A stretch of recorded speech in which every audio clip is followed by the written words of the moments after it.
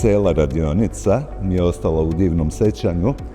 Ovu divnu priču je organizovala fondacija Alek Kavčić, toliko lepo i toliko temeljno, da smo se svi kandidati i polufinalisti i finalisti, tada nismo znali ko će ući, tako zbližili.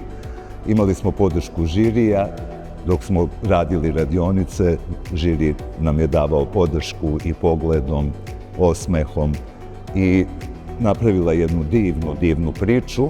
Ljudi me na ulici pozdravljaju, nekada priđu i nepoznati, kažu da su ponosni.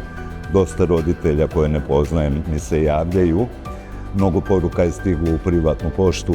Možda jedno od najlepših je od glumice Sofije Juričan, kad kaže, zahvaljujući takvim ljudima kao što si ti, ova zemlja napravi krug za jedan dan, da nema takvih ljudi, ova zemlja bi stala i raspala se. A posebno jedna grupacija mi je pomogla, ja sam psihološki socijalni savjetnik za udruženje Mijeloma Srbije, to su pacijenti raka kože.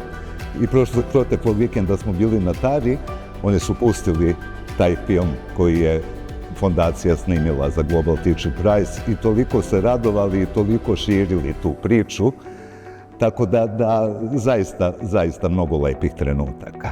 S obzirom da sam radio sa decom iz rata, moja prva poruka bi bila moramo da gradimo mir. Znači, mir treba da zavlada svetom.